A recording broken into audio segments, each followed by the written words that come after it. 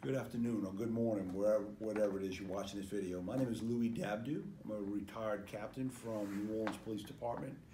I was asked by the Fraternal Order of Police to once again give classes in the promotional exam process, testing process. What we're going to do today is an attempt to make it a little bit easier for those of you who work in different shifts and having trouble getting to all the classes, to give this opening class about what this program is by video. So we're trying this out, and certainly please give Donovan your feedback on whether or not this works out well, and if it does, maybe we'll get a chance to do some more and make it a little bit easier for you as you go forward. So what we're going to talk about today is a method. It is one of potentially a couple of different methods that are out there that you can hear about. There are formalized classes you can go and pay for. There's businesses that do it. There's other people that took this here in New Orleans Police Department that had methods that are a little different from what this is and were extremely successful as well.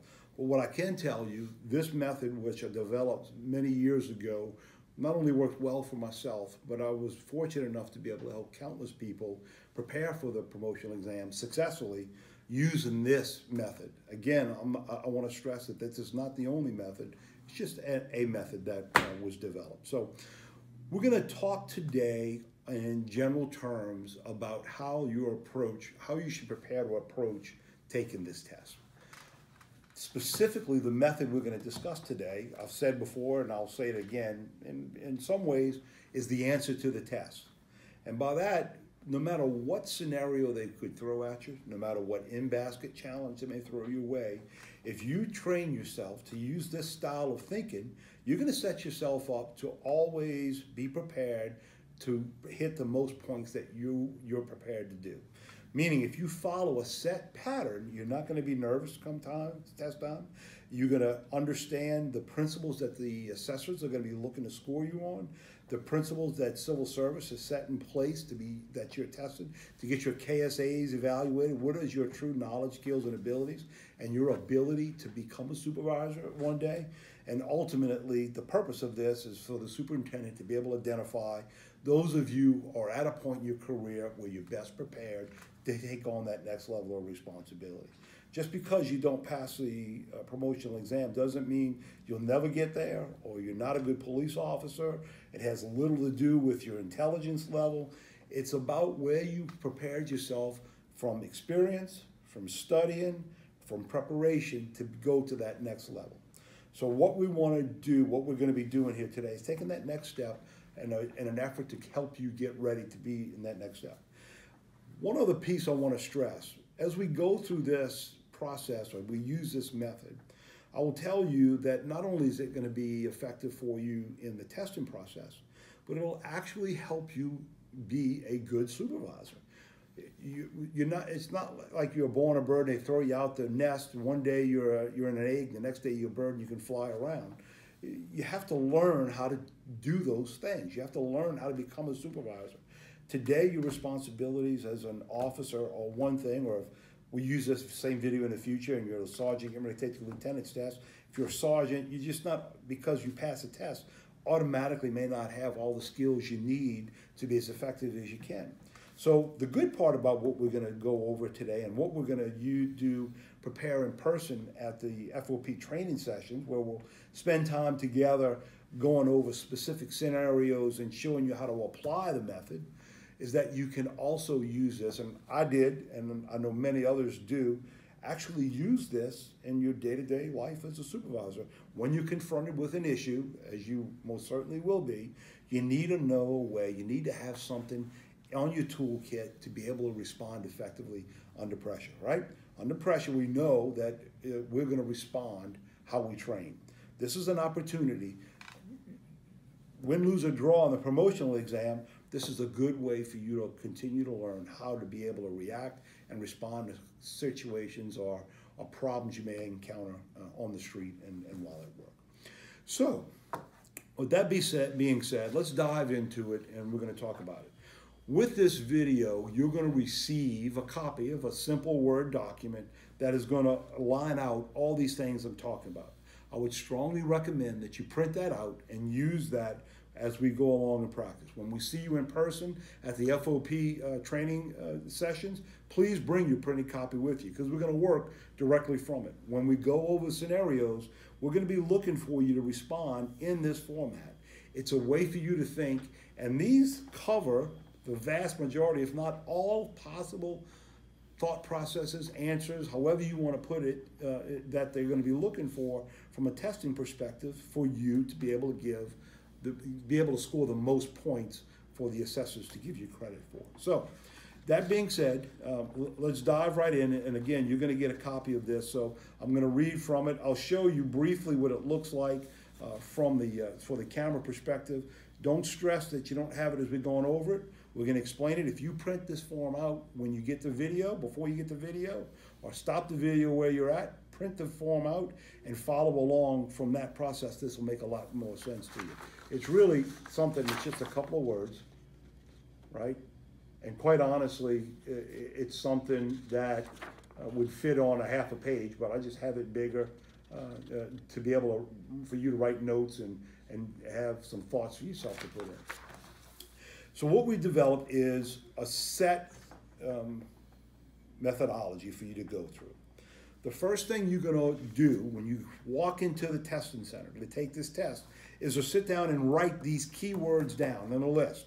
So before the video camera starts, before the in-basket starts, if you get nervous, if you get stressed out, if you get tongue-tied on what you should say, you should be able to glance down at a piece of paper that you wrote down what we're getting ready to talk about, these simple words that should cue your memory to get you on a thought process to start talking about things that are going to matter, they're going to score you points. We're going to talk a lot about scenarios when we do the in-person meetings, when we do have the in-person classes here in the very near future, about being realistic.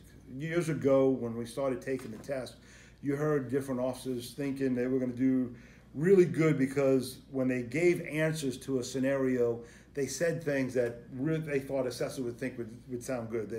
There was a pursuit scenario. They would say on the video that they'd call it the NOPD helicopter. Well, as you all know, we don't have an NOPD helicopter, and assessors would ask civil service and the moderators from the police department, do you guys have a helicopter? Because most people didn't say helicopter. These one or two people said it, and they'd say, no, we don't have a helicopter. You would not only get not credit for it, you were likely taken away from things like that. So when we go to this, I want you to think of it, and you should always think of it, and given realistic answers. Don't give fantasy island answers. If we don't actually have that in the police department today, if we don't have that process that we use, if it's not within the consent decree guidelines, if it's outside the boundaries of departmental rules and regulations and policies and practical standards, don't say it. Don't use it. Use this process to help you think through the realistic answers you should be given. So I'm going to read off what these are real quickly, and then I'm going to take just a minute or two on each topic and explain it. This will be a relatively short video, probably, and I'm guessing, start to finish, no more than a half hour. But it's something you should probably watch at least twice, at least from this point forward, where we're at here, to get a good grasp of it. It'll help you be prepared for the classes. So these words that you're going to write down, that are going to guide you of this. The first thing is always the problem, right? What is the problem that you're facing? Every problem has an underlying cause, right? What's the underlying cause to the issue that you were confronted with? Then there's a big subsection about your decision making. That's where a lot of your points are at. We're going to talk about what decision making till we're blue in the face. And it talks about what needs to be done. And there's several subcategories under that. There's planning, organizing, showing your leadership, showing initiative, and talking about the resources that you know are available to help you be able to accomplish or overcome a certain circumstance. Then we're going to go and talk a little bit about follow-up. You should never assume that a problem you're confronted with is finished once you say something about it. In the scenario world and in the real world. Just because you talk about it once never means that it's resolved. Usually doesn't mean that it's resolved that easily. Talk about monitoring. So if you got to follow up, if you have an issue, you're going to have to monitor the progress of an issue, specifically, especially with personnel issues and an unfolding and active criminal on-scene investigation type scenario in real life. And then the related items. This usually pertains more to the in-basket, and we'll spend a minute talking about that when we get to it. It's important for you at some point to demonstrate potentially that if the scenarios are tied together, or if there's items in your in-basket that are related to each other. If you're in-basket, you have an AWP schedule, and a couple of pages down, you have a furlough request. It would be important for you to note that, hey, I acknowledge that I need to use my AWP schedule to decide whether or not I approve this furlough request. And you know, we're going to talk in person. I'm just going to give you one small quick example, but that should also make you start thinking about resources. When you find certain things in your in-basket, you're confronted, it's always smart that if you demonstrate you have the ability to tie, if you were going through an in-basket, I have my AWP schedule, I have a furlough request, I'm going to use this to go against it. But one of the things before I decide that I was not going to give it to the officer to grant the furlough, I'm going to look at other resources to see if I can do that. Is there an ability to, is there any overtime? Can the reserve officer come fill a district slot for us that day to allow for somebody to be off? Whatever it may be. But we're going to tie all that together when it comes into person.